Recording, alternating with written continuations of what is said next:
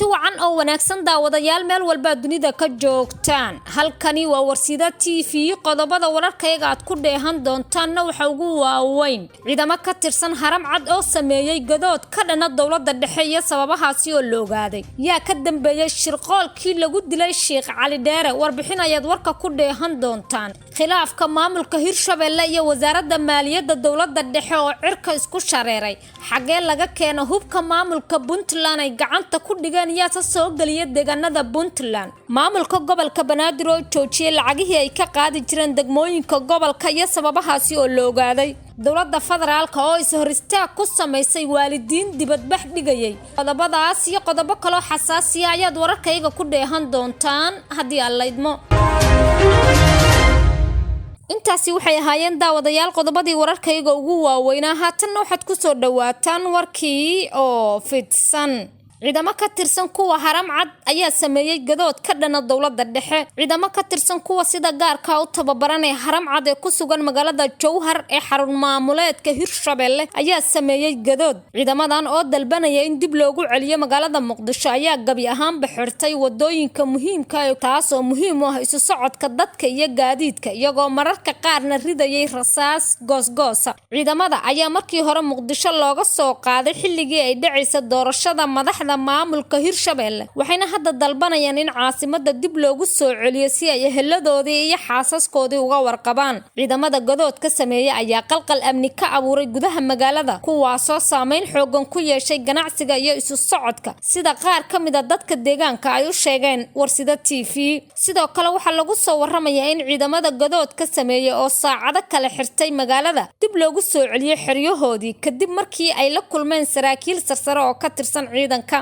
lama oga ilaa iyo hadda saraakiisha ay ka aqbaleen dalabka ciidamada gadoodka dhigaya iyo in isfaham kale laga gaaray xiisadda sidaas ayayna dib ugu laabteen xeryahoodii qodobadii ugu horeeyay wararkayga ayaa daawadayaal la socotaan meel walba oo aad joogtaan maamulka gobolka Banaadir ayaa joojiyay lacagihii ay ka qaadi jireen degmooyinka gobolka Banaadir ilo xog ogaala ayaa u xaqiijiyay Warsida TV inay istaagto guud ahaan lacagtii uu qaadi jiray maamulka gobolka Banaadir ee ahayd canshuurta dawladda hoose lacagta canshuurta laga qaadi jiro goobaha ganacsiga guryaha bajaajka iyo hantida kale ee maguurtada ee magaalada Muqdisho sababta ay u istaagtay qaadista lacagta canshuurta ayaa lagu sheegay inay shaqadii joojisay shirkad si gaar ah looga leeyahay oo nidaamka heerkiisu sareeyo ay joojisay wada shaqayntii gobolka iyadoo sidoo kalena diiday inay bixiso xogtii la keydiyay ee sanadihii la soo dhaafay shirkadan oo qaabkeeda shaqo la mid yahay kan wasaaradda maaliyadda canshuurta ku qaado isla markaana ay aqoonsan yihiin IMF iyo World Bank ayaa weysay lacag 100,000 ah oo markaasi ay ku yeelatay dawladda hoose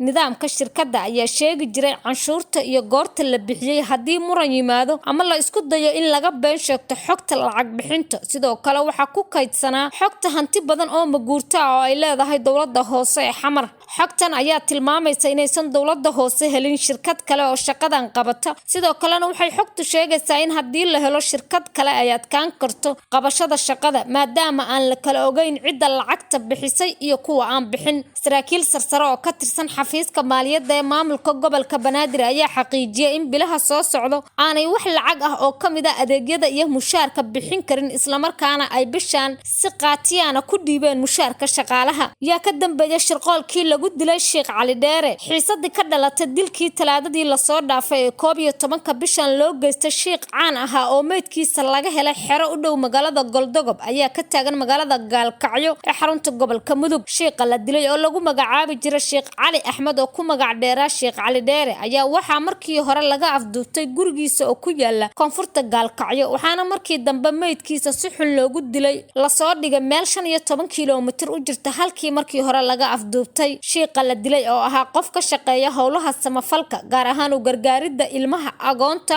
iyo sidoo kalena ahaa madaxa guud ee jaamacadda Imaam Nawaawi ee gobolka Mudug ayaa waxa dilkiisa ka dhashay dibadbaxyo ka dhacay Gaalkacyo oo lagu dalbanaya in cadaaladda la hor keeno cidda ka dambaysa dilka sheekhaasi waxa jira warar kala duwan oo ka soo baxaya cidda ka dambaysa dilkiisa iyadoo xog hordhaca ay si gaar ah u iftiiminayso sida loo shirqoolay sheekha waxa in muddo ah sheekha la dilay daba joogta hay'adda hay'adda CID-da iyo guddiga amniga gobolka Mudug oo Shiiqa xidhay tiro dhowr jeer oo kala duwan oo markii ugu dambeysay ahayd bishii Abriil markaa oo su'aalo lagu weydiiyay xerada ay degan yihiin ciidamada danab waxaana su'aalahaasi weydiinaysay hay'adda CID-da iyadoo kiiska ay la wareegtay qayb ka mid ah CID-da si gaar ah u baarta dadka loo haysto inay ka tirsan yihiin dagaalamayaasha Al-Shabaab. Hay'adda CID-da iyo guddiga amniga gobolka Mudug ayaa Shiiqa ku eedeeyay inuu xiriir la leeyahay dhaqdhaqaaqa Al-Shabaab waxaana markii ugu dambeysay laga qaaday telefoon la sheegay inuu Shiiqu u isticmaali jiray lacagaha uu siiyo ilmaha agoonta ee uu caawiyo.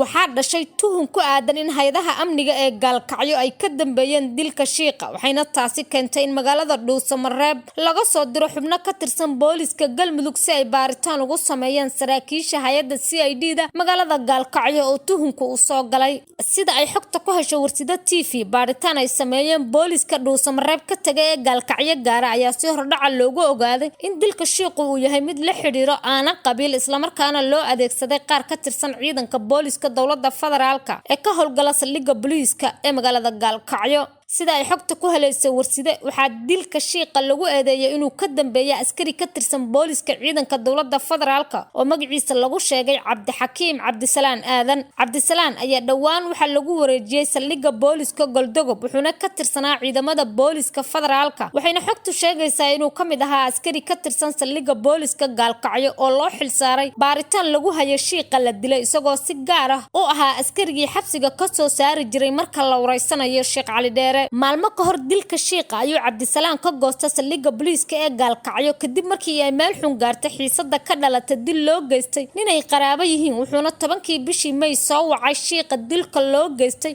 oo ka soo jeeda beesha dishay ninka ay qaraabada yihiin Cabdisalaan isagoo u sheegay inuu u socdo saldhigga loona soo dhiibay telefoon horey looga qaaday Shiiqa markii uu Shiiqa u soo baxay banaanka gurigiisa waxaa guriga ka kaxaystay Cabdisalaan iyo 2 askari oo watay gaari gaar ah waxaana saacado kadib ay ku dileen meel u dhow Goldogob oo markii hore laga soo bedelay Cabdisalaan. Booliiska Soomaaliya ayaa bilaabay baadi goobka eedeysana Cabdisalaan oo la sheegay inuu baxsad ka yahay gacanta booliiska kaasoo loo haysto dilka Sheekh Cali Dheere. eedeysanaha ayaa la rumaysan yahay inuu u gudbay deegaanada Soomaali galbeed waxayna booliisku codsadeen in lagu soo wargeliyo haddii ay arkaan eedeysanahaasi. dhanka kale waxaa magaalada Gaalkacyo gaaray madaxweynaha Galmudug Axmed Qoorqoor taliye ku-xigeenka booliiska Soomaaliya Kaniif si loo dajiyo xiisada ka dhalatay dilka Shiiqa sidoo kalena cadaaladda loo horkeeni lahaa dadkii ka dambeeyay dilkaasi. Warsida TV ayaa daawadayaal wali la socotaan dowladda federaalka ayaa is-horistaag ku samaysay waalidiin dibadbax dhigayay ciidamo u wata taliyaha booliiska degmada Xamarweyne ayaa gacan qaad ku sameeyay waalidiin ay ka maqan yihiin caruurtooda waalidiintan oo si nabdoon ku hor banaan baxayay wadada aada madaxtooyada Soomaaliya si ay u muujiyaan dareenkooda la xiriira caruurtooda oo ay la yihiin ayuu taliyaha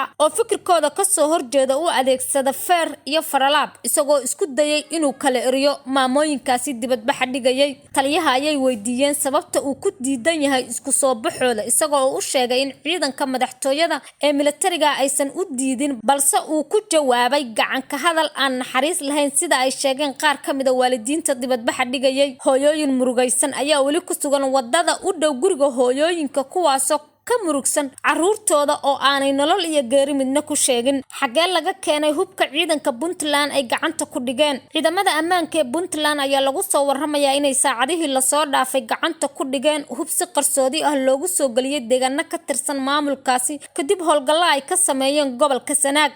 hubkan oo doon lagu keenay ayaa laga soo dajiyay xeebta deegaanka Ceelaanyo ee gobolkaasi waxaana ugu dambeyntii gacanta ku dhigay ciidamada ammaanka ee Puntland. saraakiil ka tirsan ciidanka ammaanka ee Puntland ayaa xaqiijiyay in hubka laga soo galiyay dhinaca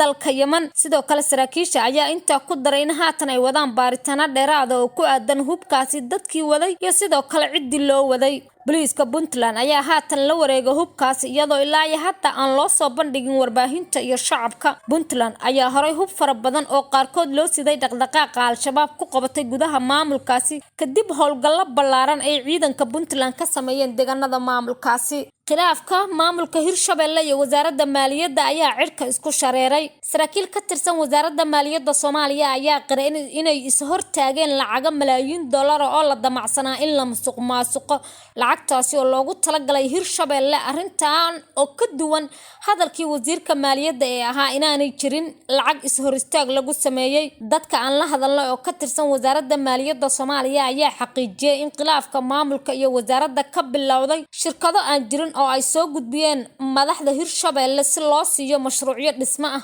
wasaaradda maaliyadda Soomaaliya ayaa maalmo ka hor beenisay inay is hor istaag ku sameysay lacag deeqa ah oo loogu talagalay Hirshabelle kadib markii ay sidaas sheegeen madax ka tirsan maamulka Hirshabelle. guud ahaan warkii oo daawadayaal kala socoteen channelka Warsida way naga intaas. si aad xilli walba wararkayaga u hesho fadlan subscribe, like iyo share haynaga ilaawin. intaanu warkan warka xiga kulmi doono waxaan idinkaga tagay sidaa iyo nabadgelyo.